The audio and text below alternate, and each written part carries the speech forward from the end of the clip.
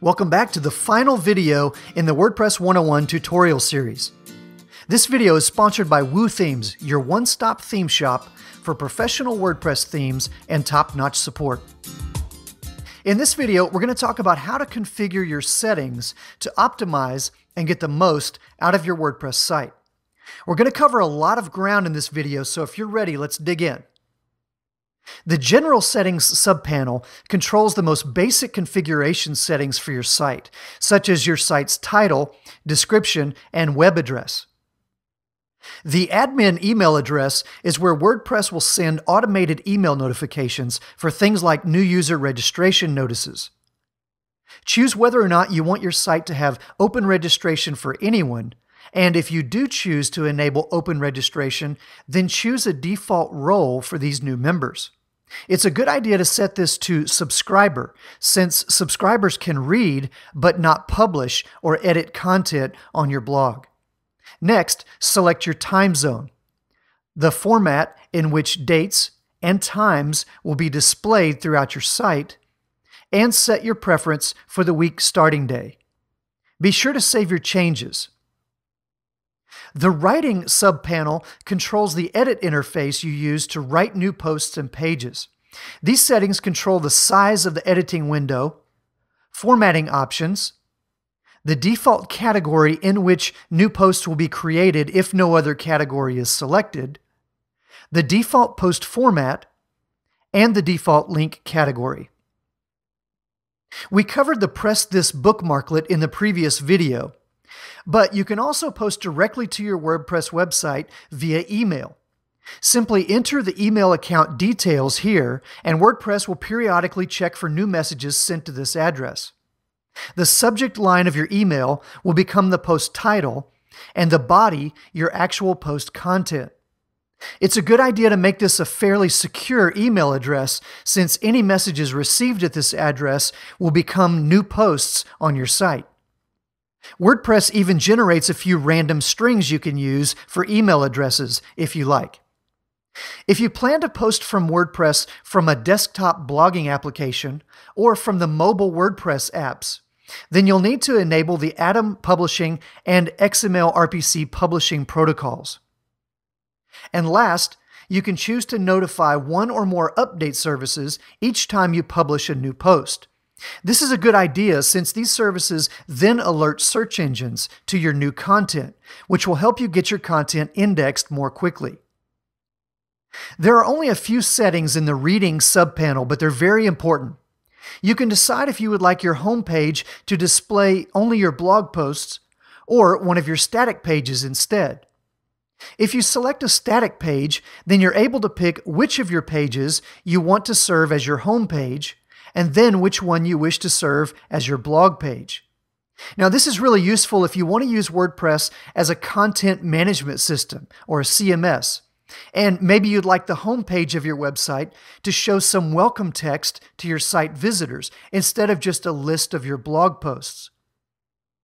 For example, I've created a new page called Home and assigned it to the Showcase page template that's available in the 2011 theme.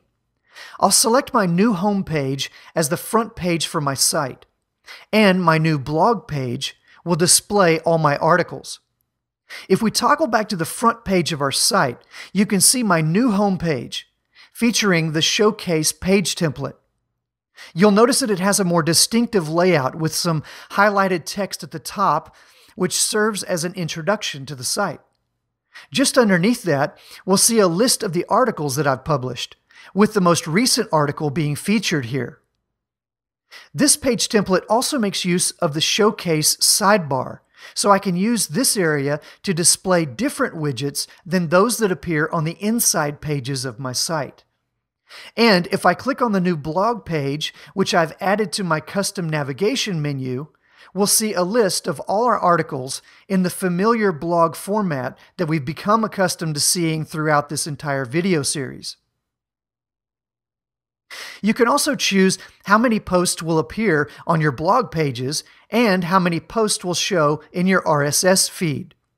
You can choose to show the full text of your articles in your RSS feed or just a summary, requiring folks to visit your site to read the rest of the article. We covered the discussion subpanel in an earlier video, but this panel also allows you to control settings concerning incoming and outgoing pingbacks and trackbacks. Now, these are essentially tiny snippets of content that appear in the comments section of your post, showing you when someone has linked to your blog post or article from one of their own. You can also set your comment and email notification preferences, set up moderation or filtering, and you can decide if your blog should use users' avatars, those image icons that identify users on your site. The Media subpanel allows you to set the maximum dimensions in pixels to use when creating the various versions of an uploaded image. Auto embeds are the feature that make it so easy to embed a video or other content directly into a post simply by copying and pasting the link to the original page. And last, you can choose where uploaded images and files will be stored. The default usually works fine. I also choose to organize my uploads into month and year-based folders, which makes it easier to find images that I previously uploaded. The Privacy subpanel simply determines whether your blog is visible to search engines like Google, Bing, and others, or if you would like to block search engines and allow only normal visitors to see your site. And finally, let's talk about permalinks. Permalinks can be a confusing topic, but permalink settings simply determine the format of the URLs for your pages and posts.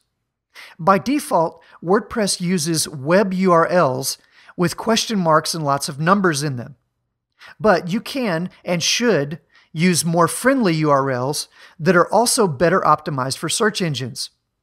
Most SEO experts agree that the best format is simply the post name by itself, but some also suggest adding the post category to the permalink for an extra level of search engine optimization.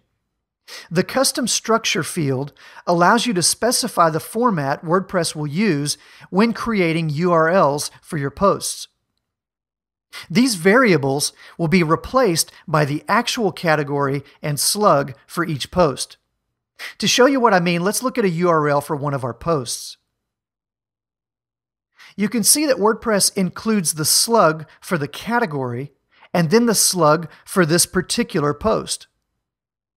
If I change the permalink structure to use the year instead of the category, then you can see how the URL changes.